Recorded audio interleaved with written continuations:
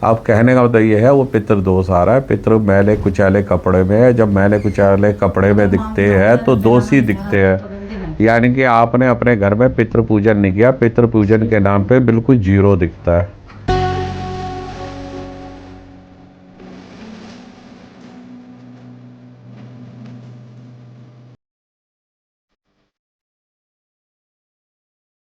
घर में आर्थिक तंगी होना, लड़ाई झगड़ा होना, मनमुटाव होना और बच्चे गलत रास्ते पे चले जा रहा है, आपके साथ वो योग बनेगा बनेगा। ठीक है, तो अपने बच्चों को पूरा ध्यान दो। मैं ये नहीं कहूँगा बच्चा खराब है या सही है, बच्चे में कमियां आनी चालू हो गई दोनों में। समाज से जो आजकल चल रहा है ये बच्चे भी उसी हवा में चल रहे हैं। फ्रीडम, आज़ादी, उस आज़ादी का गलत फ़ायदा उठाना, गलत सोहबत में जाना, गलत संगतों में रहना, वो आपकी बिटिया का भी आ रहा है और बेटे का भी आ रहा है। ठीक है, घर में एक पितृ दिखते हैं जिनका कंठ दिखता है। कंठ पितृ, मैं बता दूं पितृ होते कौन है। कोई माँ पितृ नहीं बनती। पितृ होते हैं हमारा बाप होता है, दादा होता है, परदादा होता है, घर के जितने बुजुर्ग होते हैं, ताऊ होते हैं, चाचा होते हैं, जो तुम्हारे पति के, पिताजी के, दादा के भाई बहन। पहले 7 पीढ़ी चलती थी, सतयुग द्वापर युग में अब 3 पीढ़ी चलती है। 3 पीढ़ी के पितृ अब कनेक्ट होते हैं। तो ये जो आपके दिखते हैं, आपके जो पति है, इनके पिताजी के दादा दिखते हैं। ठीक है, जिनका एक कंठ बाहर दिखता है, पतली सी लंबी सी गर्दन दिखती है, गर्दन थोड़ी सी आगे दिखती है। घर में जाके देखोगे तो ये हुलिया मैच हो जाएगा। ठीक है, उनके नक्शे से तो पता है उनका थोड़ा ये चीज नाक ना बैठी हुई थी।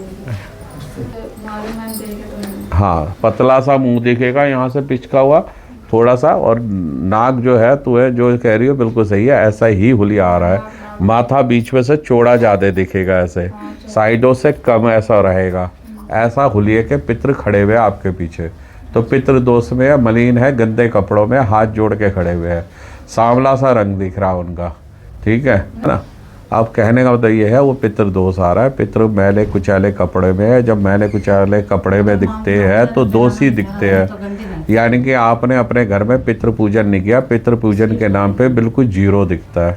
हमारे कोई करता ही ना, ससुर वहाँ भी कोई ना करता, हाँ कोई मानता ही नहीं इन चीजों को। जब ससुराल में कोई ना करता तो बताओ मैं क्या करूँ। ठीक है, अब तुम्हारे ससुराल में देवी पूजती है, हर साल पूजती है वो। तुम्हारे घर कुनबे के पूजते भी है, ये तुम्हारी कुल देवी है। तुमने कितनी बार पूजी है कुल देवी?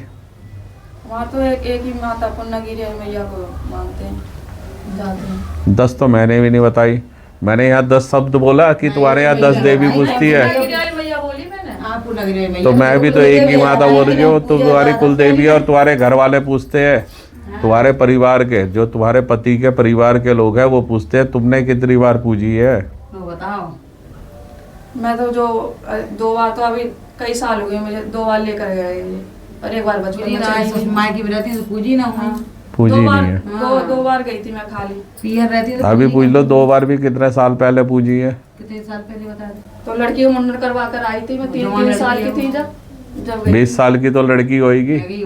ठीक है, 19-20 साल की मुझे दिख रही है, अच्छी खासी हाइट में, लंबा सा मुंह दिख रहा है, साइडों से थोड़ा सा ऐसा चेहरा दिख रहा है उसका, अच्छी जवान लड़की दिख रही है।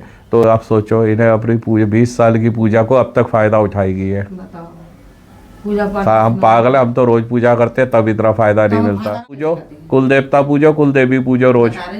ठीक है, उसके बाद मेरे पास आना 1.25 महीने बाद, जब रोज पूजन करोगे, दिया जलाओगे, उनको आह्वान करके उनका नाम लेते हुए, तब मेरे पास आना, फिर चेक करूंगा कि हाँ जी उनका दिवा उन्होंने मान गए या नहीं मान गए।